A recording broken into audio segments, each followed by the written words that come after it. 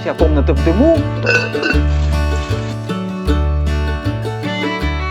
Здравствуйте, дорогие зрители! Сегодня очень интересная тема. Речь пойдет о печках. Именно в этом ролике о русской печке. Почему? Почему именно о печках и почему именно о русской печке, и почему я вообще взялся эту тему освещать? Мы переехали в деревню, по сути, совсем недавно, уже где-то 4-й год мы живем в деревне. Мы переехали из города, довольные горожане, приехали в настоящий классический деревенский дом. Это не дачный участок, а это деревня с бездорожьем, настоящая деревенская изба с коровником, с печами, с чердаком, с подполом, все как положено. Но как только мы принялись хозяйствовать в нашем новом доме, мы столкнулись с множеством очень сложных и бытовых проблем, о которых мы не подозревали. Одна из проблем была в том, что нам никак не удавалось хорошо, правильно натопить печь. Мы начинаем топить печь, и у нас вся комната в дыму, дышать нечем, нам приходится открывать дверь и проветривать. В другой раз мы начинаем топить печь, дрова у нас сгорели, а печка осталась холодная. И вот, убедившись, что знаний моих не хватает, я стал изучать тему топки печей.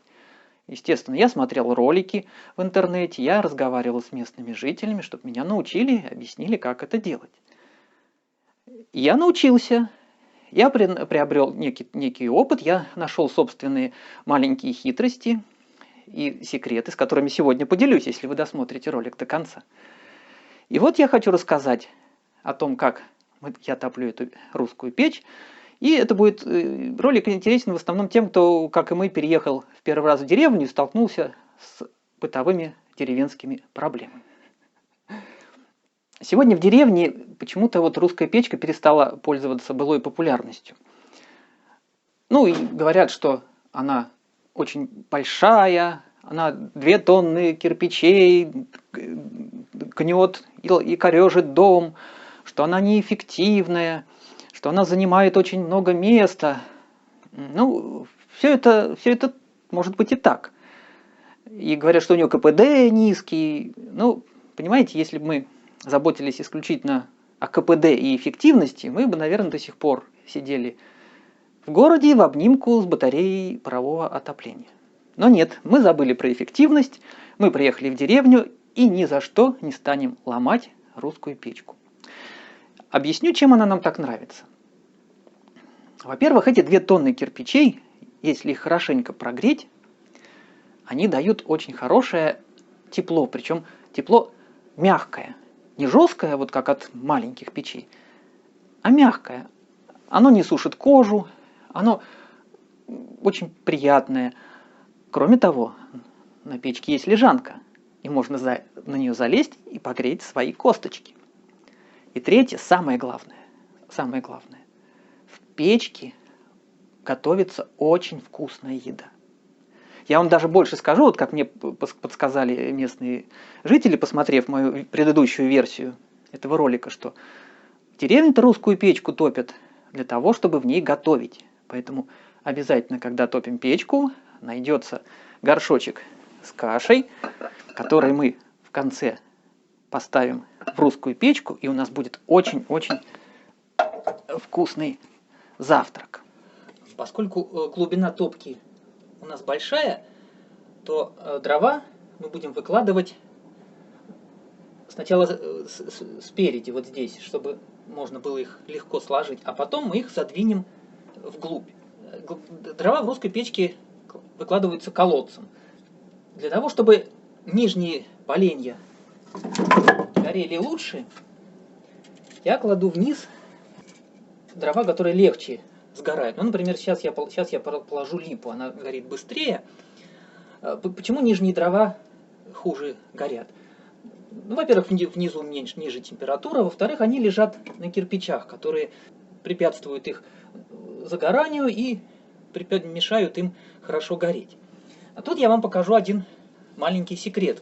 Для того, чтобы эти дрова лучше загорались, нужно их чуть-чуть приподнять, чтобы воздух проходил снизу и давал возможность лучше загораться. Как это сделать? Я спереди подкладываю небольшие щепочки. Вот одну и вторую.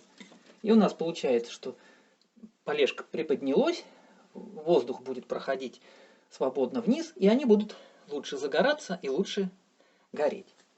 Дальше мы продолжаем выкладывать колодец. Здесь наверх можно положить уже хорошие бревна. Я люблю топить березы. На мой взгляд, береза для топки русской печи — это самое подходящее.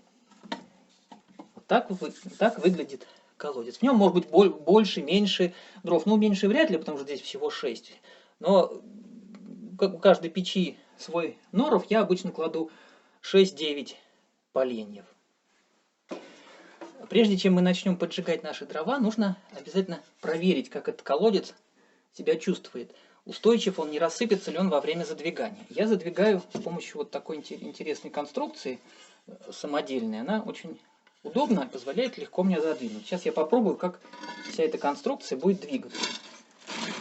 Вот она легко задвигается, и мы можем приступить к закладыванию внутрь растопки. Лучшая растопка — это березовая кора. Она прекрасно загорается, прекрасно горит. Вот сейчас березовой коры мы туда и положим. Конечно, на худой конец, если нет березовой коры, на худой конец сойдет и обычная бумага. Колодец сложен. Проверяем, открыта ли вьюшка. Не забывайте никогда. И пробуем все это поджигать.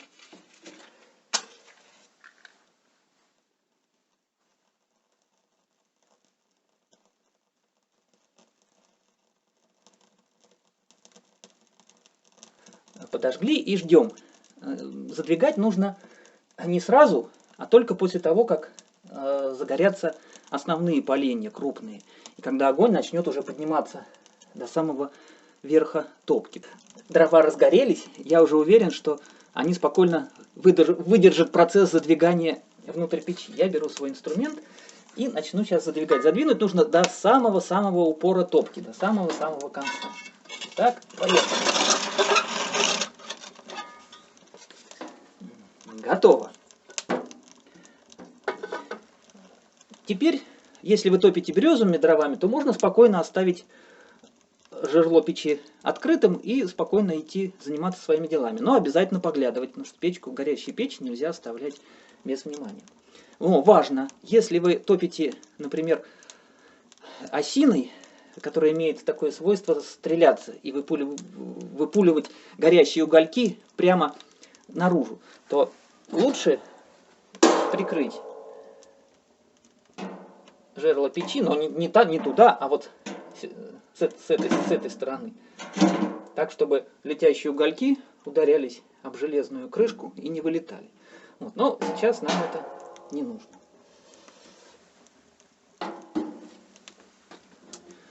Пока идет активное горение, печку лучше не трогать. Пусть она сама разбирается со своими дровами, так будет лучше гореть. Ничего не ворошить, ничего не передвигать. Горит, и пусть себе горит.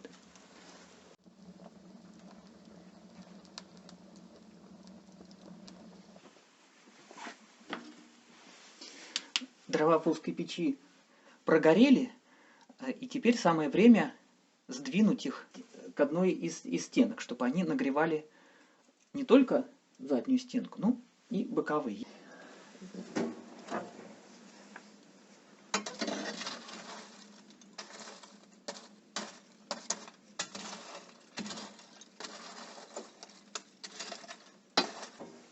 Мы должны дождаться, когда угли окончательно прогорят, перестанут появляться язычки пламени. Считается, что должны исчезнуть синие язычки пламени, и после этого можно закрывать вьюшку. Но в русской печке закрывать вьюшку раньше времени не нужно. Нужно дождаться, когда угли совсем уже окончательно прогорят, и только потом полностью закрывать вьюшку. А до этого нужно оставлять маленькую щелку.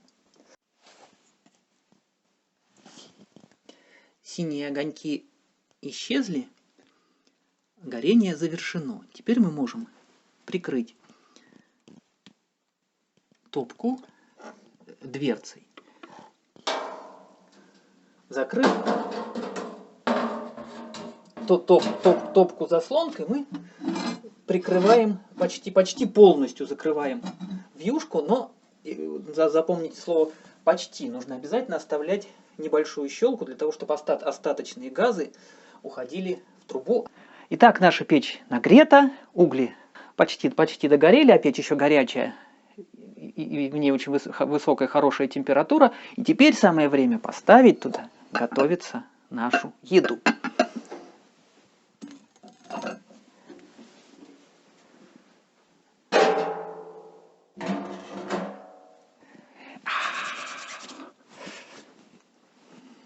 Русская печка натоплена, от нее идет приятное тепло, в доме уют. Сейчас мы достанем бутылочку хорошего вина, нальем чая и будем наслаждаться теплом и уютом нашего дома. До свидания.